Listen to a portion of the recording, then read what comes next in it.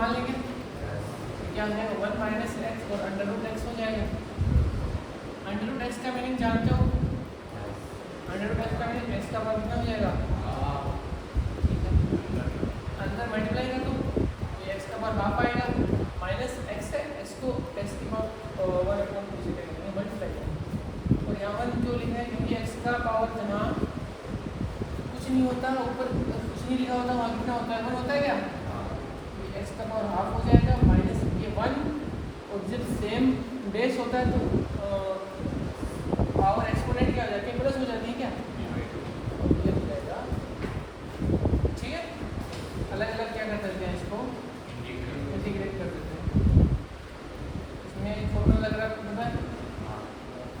चलो इसमें अप्लाई कर दो, अप्लाई करने में क्या है, इसका क्या आएगा, x to the power 1/2 plus 1 upon क्या आएगा 1/2 प्लस, सेम टू सेम इसमें करने वाले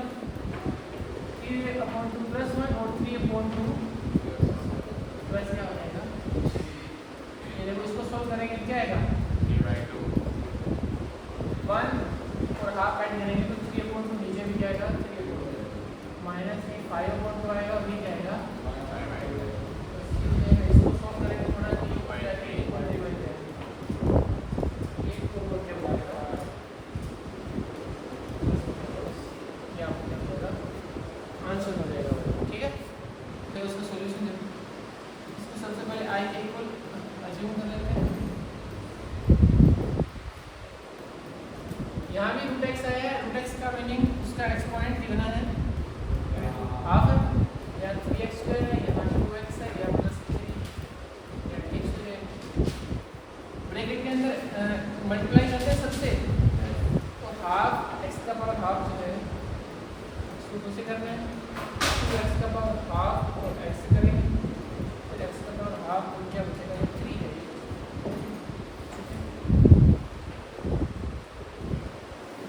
एक बार इनका पावर देखो, जब ये बेस x सेम है तो इसका एक्सपोनेंट प्लस हो जाएगा, तो हाफ और 2 ऐड करेंगे तो क्या आएगा 5/2, ये आएगा 1 है यहाँ 3/2 x का एक्सपोनेंट, यहाँ क्या आएगा 3 है, यहाँ पर ये x का पावर हाफ आएगा, ठीक है। सबका अलग अलग क्या कर देते हैं, इंटीग्रेशन कर देते हैं, कांस्टेंट है वो इंटीग्रेशन से बाहर आ जाएगा, x का एक्सपोनेंट 5/2 dx, यहाँ प्लस 2 बाहर आ जाएगा, x to the power 3/2 plus 3 क्या जाएगा बाहर, इसका पावर हाफ,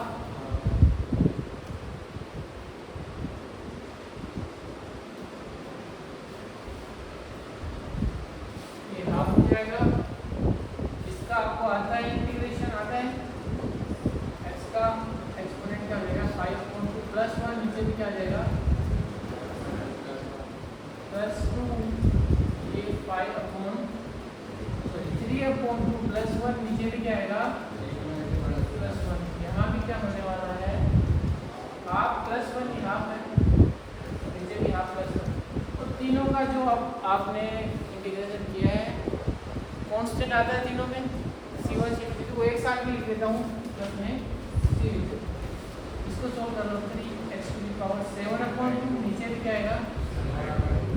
ये 2 multiply x to the power 5/2 नीचे भी 5/2, तो ये x टू द पावर 3/2 ये भी क्या हो जाएगा, इसको सॉल्व करके लिखना है, ये ऊपर चला जाएगा तो 6/7 हो जाएगा, 7/2 ये ऊपर चला जाएगा, 4/2 क्या हो जाएगा 5, ये ऊपर चला जाएगा 2 हो जाएगा, क्योंकि 2 को 3 से 3 कैंसिल हो जाएगा, x टू द पावर 3/2, ये आपका फाइनल आंसर।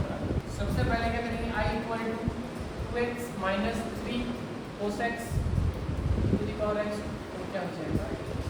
सबको अलग अलग करके इंटीग्रेशन कर लें, तो 2 बाहर आ जाएगा, dx 3 बाहर आ जाएगा,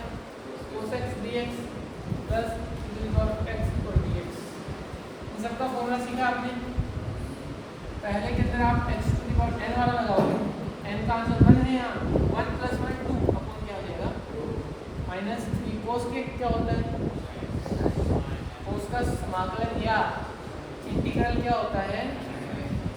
माइनस का होता है प्लस का होता है, प्लस का होता है, क्या होता है साइन एक्स होगा।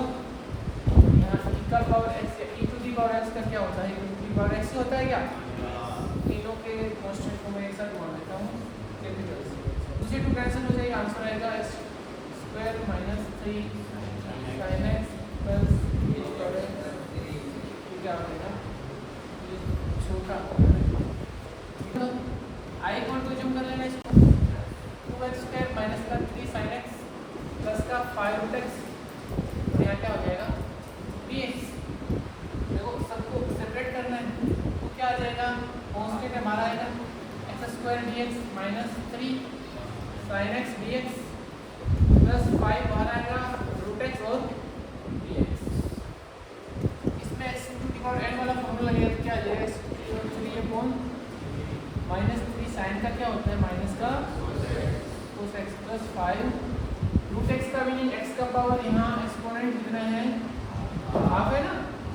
इसमें वही फॉर्मूला लगने वाला है प्लस 1 और हाफ प्लस 1 वाला प्लस क्या हो जाएगा c। इसको थोड़ा अच्छे से लिख देंगे तो 3 बन जाएगा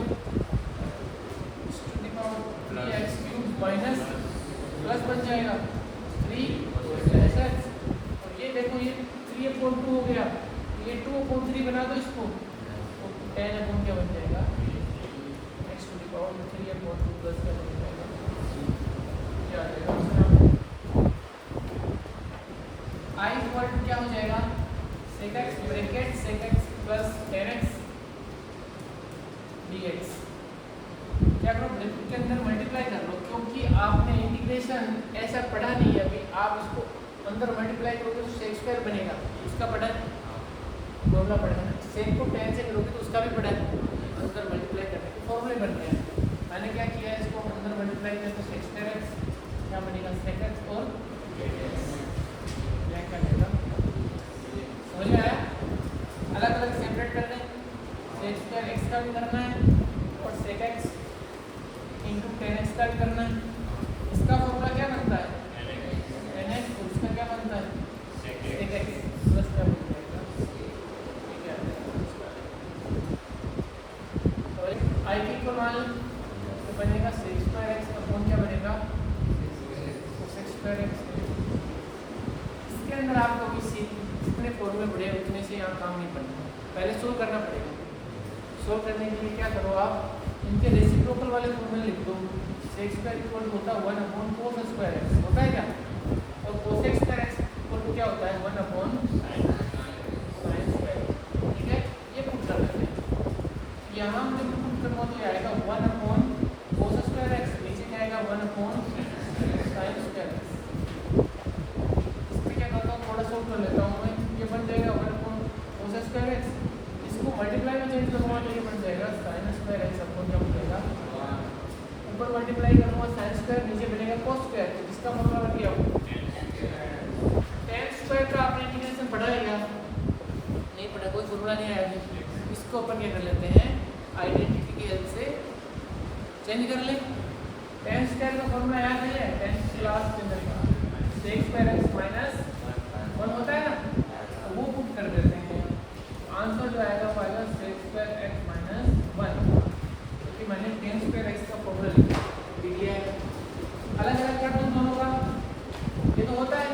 sec स्क्वायर का भी आपको आता है और 1 का भी आपको इंटीग्रल आता है। sec स्क्वायर का क्या होता है और 1 का क्या होता है।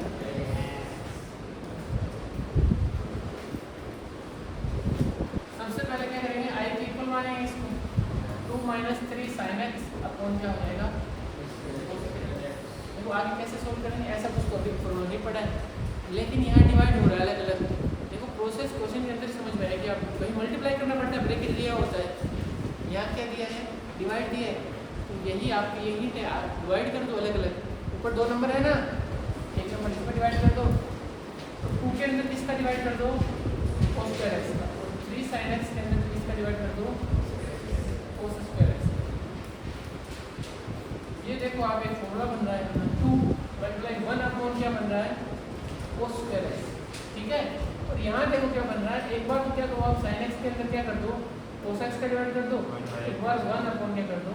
cos x कर दो। यहाँ पे फॉर्मूले बन रहे हैं, दिख रहे हैं आपको, 1/cos क्या होता है, सेक होता है, तो 1/cos स्क्वायर क्या हो जाएगा, सेक स्क्वायर, ये बन जाएगा 2 सेक स्क्वायर है,